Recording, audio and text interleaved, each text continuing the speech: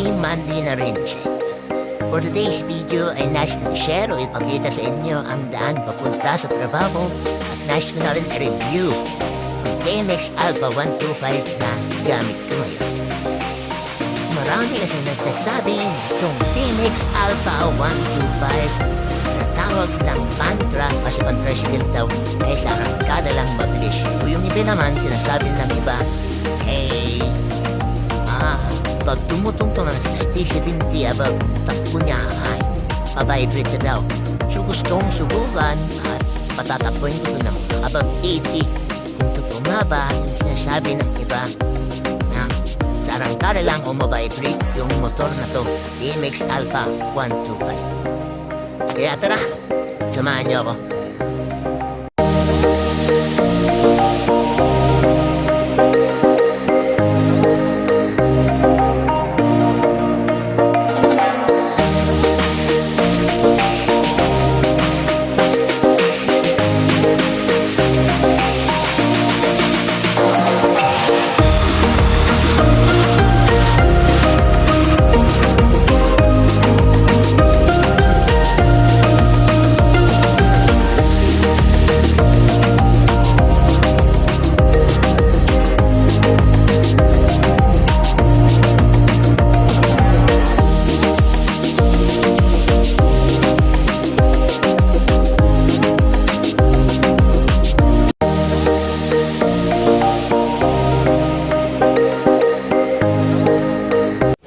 So bali magpaparga pala muna tayo ng gas kasi nakalimutan ko magpalagay ka paano magpakarga.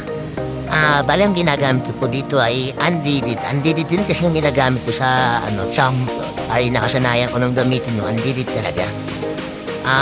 Medyo mura sa kita sa premium, medyo mura yung unleaded. At para sa akin okay naman yung unleaded. Medyo mas matipid pa kaysa sa pag ginagamit ko yung premium, mas matipid yung unleaded sa gamitan. Maya patatakboy na natin yung bilis para malaman na natin totoo nga ba.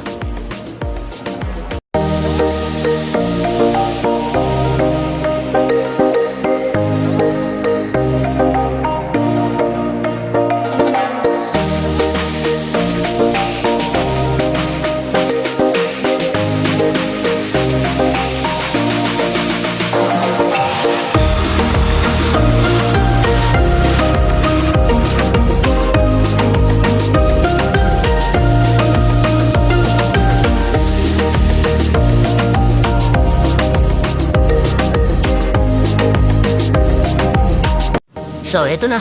Patatakboy na natin. Let's go!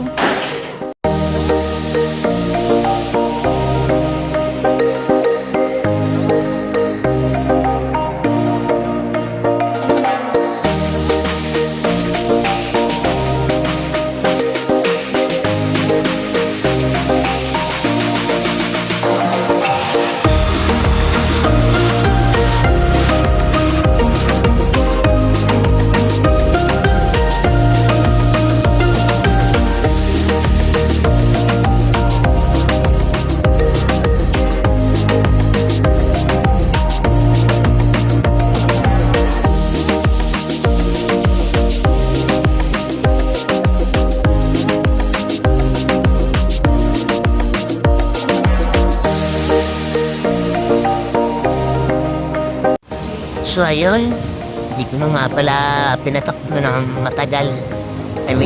Mabilis na matagal kasi Monday nga pala ngayon. Dahil marami din kasing sasakyan. Pero all in all, para sa akin, okay naman yung takbo niya. Okay naman yung motor, hindi naman na-vibrate.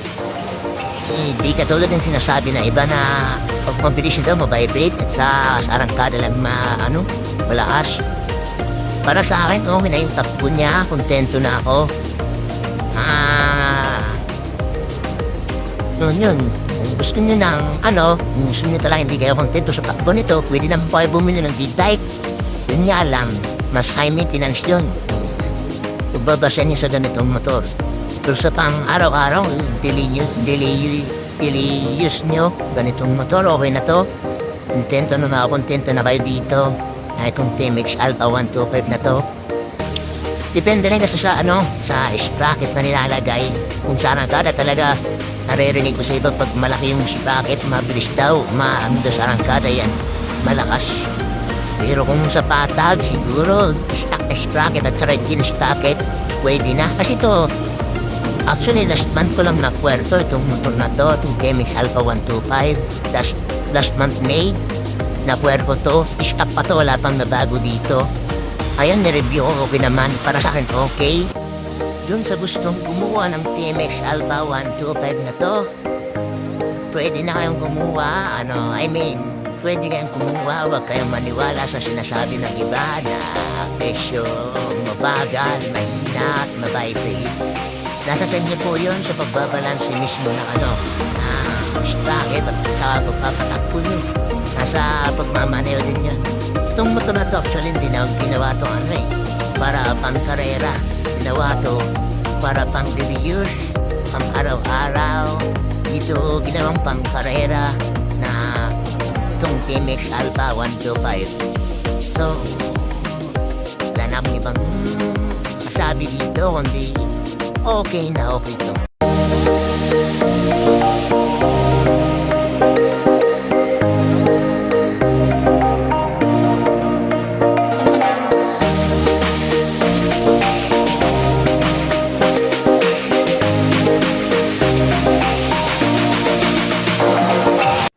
Gusto ko rin pala sabihin sa mga nagmomotor dyan na always kayo mag-iingat sa kalsada, right safe always, kasi isa lang yung buhay natin.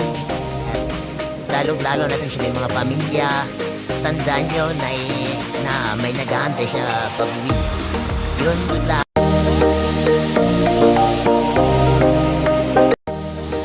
So ayun, hanggang dito na lang muna. Salamat sa panonood.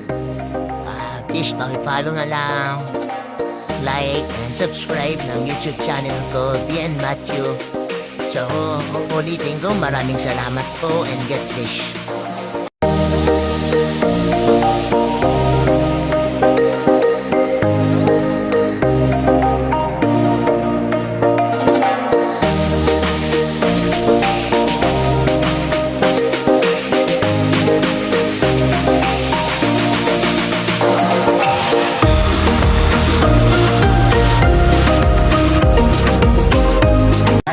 Open ito. Hello! Welcome to my vlog! Hi guys! So yan, no? Nandito na tayo, opisina. Ang vlogger ng Northern Sour! What's up?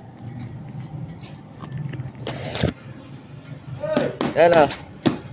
Yan si Sir Idol Vince, instructor namin. Pinakagwapong instructor!